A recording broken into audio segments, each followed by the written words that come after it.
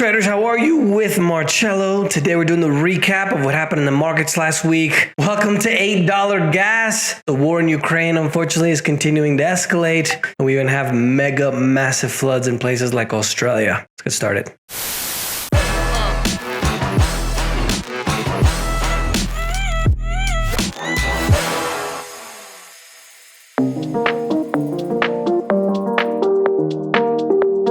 So that is money, peanut. I am Marcello. Inflation is getting pretty bad. Overall, the markets for the week, the United States, overall, mostly negative. Obviously, the overarching story for the week was the situation in Russia and the sanctions of the West, Europe, and the United States against Russia, which continue to escalate, seems like every week. The Dow is close to correction territory for the first time in 2 years. It's almost at 10% decline from January's high. And then we even had Canada's market up just a little bit, about 0.08%. Overseas markets, the European markets were mostly higher, with Spain being over 5%. Latin American markets were mostly mixed, less than 1%, all of them. And then in the Middle East, we had Egypt taking a big hit at 8.14%. We already have riots. I believe it was in one of the countries in the Middle East. I believe it was Iran. No, not Iran. I believe it was Iraq. One of the things that is starting to happen now is, remember that we talked about last week about the significance of Ukraine and Russia in food production, not only wheat, corn, but also things like fertilizer, which obviously affects the whole world because we need fertilizer to grow food. And so Middle East is one of the places where they rely on most of their purchases for food from Ukraine and Russia. So obviously that's going to pop off sooner than later. Other than that, we have a situation in the Far East, which is Australia and Asia, mostly mixed this week, with the Hang Seng in Hong Kong going down 6.7%. Most of the others were down 2-3 or up 2-3%. And then we also have Bitcoin and cryptocurrency, huge. We got huge news. It's huge. We have an executive order from President Biden. And this is what I always talked about from the beginning for most of you guys that have followed me for quite a while before they just took down the previous DTA channel when I did all these videos. But there was an executive order that was signed to, quote unquote, investigate the benefits and the risks of a digital dollar. Government coin is coming. Even Robert Kiyosaki, if you guys know the famous book that he did called Rich Dad, Poor Dad, super smart guy, great investor, super rich. He talked about how the government is going to seize Bitcoin and other cryptos and roll it into the government coin. So that's going to be really interesting overall. And one of the things I see happening right now in Bitcoin as well, you guys know I love the idea behind Bitcoin. I'm not one of these fanatics. Obviously if you talk about Bitcoin going down, everybody gets upset. But I think there's something happening right now where I think there could be a situation where Bitcoin can actually get to 100,000 by the end of the year. And the reason why is because I see, I've been in this industry now for almost 22 years, and it kind of seems to me now that they're slamming the price in order for the big boys to get in. And so we'll see what actually happens. But I think that's something that's happening right now because you can kind of see it in the actual market movement, and then also in the behavior of the way that the market is acting. Other than that, surprisingly, the executive order that Biden passed was supposedly supportive of cryptos. There was a situation where everybody thought obviously that they were going to try to regulate it or take it out or ban the mining, for example, like China did, but it seems like they're a little bit more receptive, let's say, to the idea. And that's why I think something different has changed. And I think we have a situation where I think they're pushing it down in order to move it back up. Other than that, Bitcoin was higher this week, up 0.28%, got to just under 39,000. It's still down over 15% for 2022 this year. But as we all know, Bitcoin will move one day, it'll cover that, right? So that's not a big thing for Bitcoin. In commodities, $8 gasoline in California, which is probably what most of us are going to be paying. Here in Colombia, for example, it's about the relative basis, about $2.50, $2.70 a gallon. One of the things that is crazy in my view is that Biden now, instead of producing more in the United States, so we don't have to rely on maniacs like Russia, because remember last week we talked about how we are still paying Russia to import oil in the United States, right? And there's even talking about sanctions on now the actual oil from Russia all the energy products, of which we still pay Russia for, right? So there's going to be even more of a shortage, which means even higher oil prices, right? But obviously during this administration, they blocked the Keystone pipeline where we could have been paying Canada for oil. But no. Let's talk to Iran and Venezuela, two bigger maniacs than Putin, and let's buy their oil so we can pay them too. It sounds crazy to me, but that's actually what's happening. Other than that, gas prices, gas theft is on a rise. A lot of cars in the United States, especially Fords, they don't have the little gas tank cap key thing. So if you don't have one, I would recommend you probably look for one, because the theft for gas is starting to increase right a bit, especially in California. They're actually drilling holes into the gas tanks under the cars to be able to steal the gas to resell it. You guys can see there in the photo. So obviously a gas cap key isn't going to stop them from drilling into your gas tank, but this is going to be a really big problem, and it's going to continue to get worse. Food prices, according to a UN agency, they've reported that food prices have gone up by 20.7% year over year. In January alone, it's gone up by 3.6%. But don't worry. At least the inflation is only 7.9%, right? Don't worry about the food. That doesn't matter. We don't got to eat. We don't got to put the 50% rise of gas even higher now in our cars. No. Inflation is only 7.9%. Thank goodness, right? Whew. We only got to pay at rising prices of 7.9%, even though our food has gone up over 20%. Other than that, and that was sarcasm for you guys listening on the podcast. And somebody told me to always mention, for those of you that are listening on the podcast, look for Marcello Arrambide on YouTube for you guys who want to see the video and all the graphics and everything that we share. And then for those of you that want to listen instead of watch the YouTube video, just look for Day Trading Academy, and that'll come up anywhere you listen to the podcast. Oil prices soared in Asia on Monday, as high as 18%. According to the IMF, Russia sells about 1/3 of its exports to the EU and about 5% to the United States. So now that they're sanctioning absolutely everything except for the energy, no, I still pay them for the oil. It's about 30% of their economy. Visa, MasterCard, American Express, McDonald's, and even companies like PayPal and the big energy companies, Shell, BP, and even ExxonMobil are all exiting the Russian market and blocking even Russian customers. Coinbase even said that they were going to go ahead and block some of the Russian customers on their system as well. And then even a company like BP said that they're going to be losing up to $25 billion because of the exit. Now, what's this going to create is, this is not good, because what's actually happening is Russia now is going to rely more on China. They're even going to use their Union Pay system. And there's a really interesting piece of news this week where Russia, as of the 11th of March, which was yesterday, Friday of this week, 11th of March, they disconnected themselves from the global internet. So remember we talked about those blackouts? Coincidence, no? Other than that, the U.S. Energy Information Administration projects that U.S. liquefied natural gas exports are going to account for roughly 22% of the entire world demand by 2023. This is due to the fact that people now are going to stop relying so much on Russia and start relying more on the United States, because, as I mentioned, we could produce as much as we want. During the last president, we actually had an exportation business of oil. So we actually produced so much oil, we were exporting it. If you guys didn't know, the United States is actually the biggest producer of oil in the world. We just consume a lot of it nationally. And so that's actually pretty interesting. Even liquefied natural gas, we produce an absolute ton of it. And they say that some analysts from Goldman Sachs, which is the most important financial company bank institution in the United States, said that the United States is going to become the biggest producer of liquefied natural gas in the world, topping both Australia and Qatar as well. So much for the environment, I guess. Crude in the US went down 5.8%. Brent got down to 4.82%, even though international oil, which is Brent, went up to $130 this week. London Metals Exchange suspended the trading for nickel this week due to the fact that it spiked 250% in 2 days. If you don't know, the exchange is anything from the futures exchange for physical things like oil and silver and gold, or even stocks.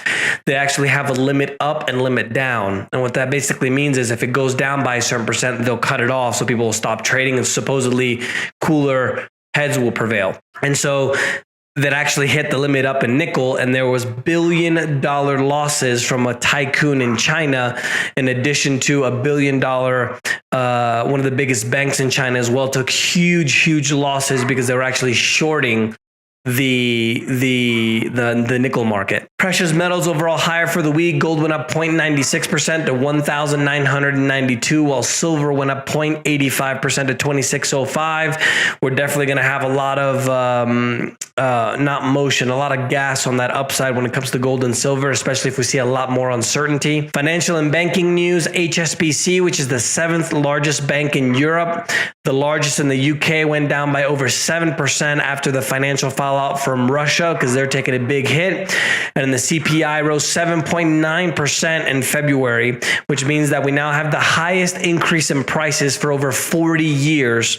And if we had the old calculation, it would actually be about 15%. Now remember, just because the food goes up by 20.7% year over year, that doesn't mean that the costs go up actual 20%. It's only 7%, like the government says. See the hypocrisy behind that? The Russian attack on Ukraine also, they're stating that it may slow the global growth and raise new economic risks. The ECB, which is the European Central Bank, is talking about removing the bond purchases that they have in September. That's going to go ahead and open the door to increase interest rates. And what's going to actually happen now is, as the economy actually becomes weaker due to this whole sanction situation, right? Because energy prices are exploding, we have a situation where the interest rates are going to start to increase. So the central banks of the world are going to put gasoline on the fire, because as the economy continues to get worse, they're going to make it worse by increasing rates. Now, if you don't know, what happens is increasing rates basically limits the liquidity, let's call it, in the economy. Less people get mortgages, less people buy houses, less people buy cars, less people go out and buy things, because obviously with the double whammy of inflation and then interest rates going up, it's a really bad problem. So prepare yourself.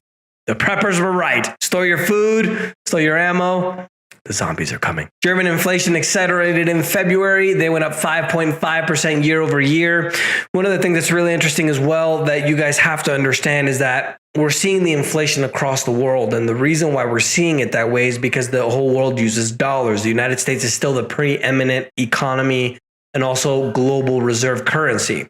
So even though it's changing very rapidly, it's a situation where the US is actually exporting inflation all over the world. So it's not the president that you have at the moment in your country. It's literally the US sending it to you, right? And the irony behind it as well. And if you guys want me to do a video, for example, if we spent the same amount of money or even more money in the last president, right, the last administration, we have to be apolitical, right? It doesn't matter if it's left or right. I never try to get political with these videos, but there's a reason why in the last administration, we didn't see this explosion in situation with inflation, and it has to do with the economy. So let me know if you guys want me to do that video. Applications in the unemployment insurance in the United States went up higher than expected. It went by 10,000 to 227,000, and continuing claims also went down just a little bit. It looks like here went down by just about 5,000 or so. It went from 1.45 million to 1.4, it went up. I said that backwards. It went up by about 44 million. So even some precursors also that we're seeing that the economy may not, the fissures are starting to show, let's say. The UK Office of National Statistics on Friday said that the economy grew 0.8% month over month in January, even though they contracted 0.2% in December. And they're obviously expecting a situation where they're not expecting as much growth because of the situation with the sanctions and also the inflation, which they are expected to raise rates. Remember that the consumer spending is always the most important number in any economy, any industrialized economy, which is the majority of the world outside of maybe the majority of Africa and then a handful of countries in Asia.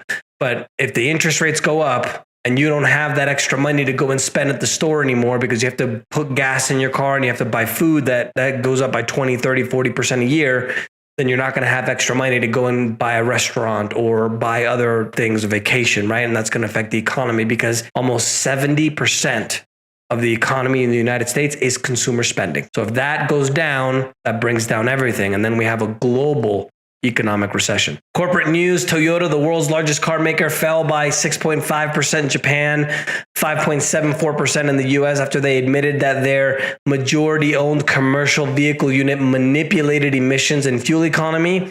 Aren't they known as the best fuel economy cars in the world?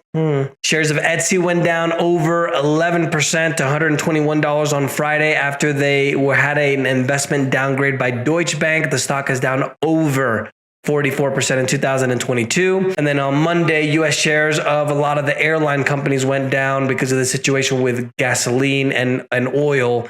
Since we've had such a huge rise in the price of oil, obviously that raises ticket prices because it's the second biggest expense for airliners after labor. And obviously higher prices means fewer passengers, worse economy. People don't have as much money to travel anymore, especially now since we were just getting out of the pandemic. Alphabet's Google unit on Tuesday said they were going to buy the cybersecurity firm Mandiant for $5.4 billion, all cash deal.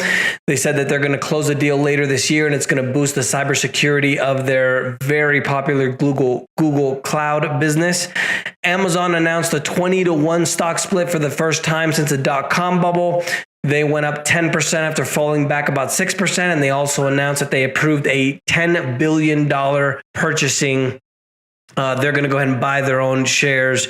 And they're even got unequivocal, unconditional antitrust approval from the EU for $8.5 billion for the purchase of the U.S. movie studio. For the U.S. movie studio MGM. So now they're going to be able to better compete with companies like Netflix and Disney. He wants to be spoiled. For those of you guys that are listening, I have my little dog, Money, here, and he's just a little spoiled. He wants to come and be with daddy. Other than that, European steel makers, I thought this was really interesting. Steel makers in Europe, obviously steel, they have to melt it. They have to use, a lot of energy when it comes to the welders. They are cutting back their operations or shutting down operations because they can't afford to pay for the power prices surge. So there's a situation now where we're going to run out of steel even, right? And nickel, remember, nickel went up 250%. Nickel is the main ingredient in those lovely electric batteries that we love in the electric vehicles, right? And also the stainless steel has a lot of nickel in it as well. So you can see everything is just exploding, right? It's going to hit us all at once eventually. Trade news, Russia is announcing an export ban on 200 products ranging from agriculture, machinery to telecoms and turbines.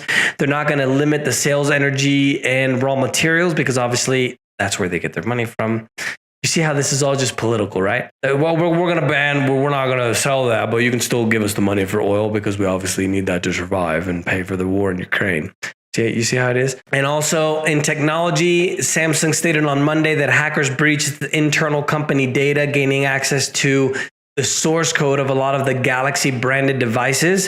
And then there was a Telegram group from a hacking group called Lapsus that claimed that they got 190 gigabytes of confidential code. And Paris Hilton, which is the daughter of the hotel billionaire that started the Hilton brand, and the billionaire Jurassic World producer, raised $75 million to bring back woolly mammoths. So it looks like they're going to create the real life Jurassic Park. And investment news announced on Friday, the regulators in the EU and the UK have opened up an antitrust probe in both Google and Meta over the tech giant's 2018 ad deal. Between the both of them, they're over 90% of the online advertising market. And then on Monday, it was reported also that Russia was telling Ukraine that they will immediately halt all military operations if they recognize Crimea and then also Luhansk and Donetsk as independent regions that are not part of Ukraine. And in addition to that, modify the constitution in Ukraine to never join the European Union and NATO, which obviously they denied. So now there's a bit of an escalation where they see a lot of the Russian military kind of amassing troops to be able to go ahead and take Kiev, which is the capital of Ukraine. On Friday, more cities in Ukraine targeted by Russian airstrikes. So that's going to continue to escalate. I hope you're getting ready. The situation with the food shortages are probably going to hit really hard in 2023 and 2024. A lot of the grains and things like corn that we use is actually stored. So what's going to happen is as we continue to burn the storage and more countries continue to ban the export of their food, then that's going to cause a problem because the new crops aren't continuing to replenish the storage that we already have. The preppers were right. The zombies are coming. Don't forget to leave the like. See you next week.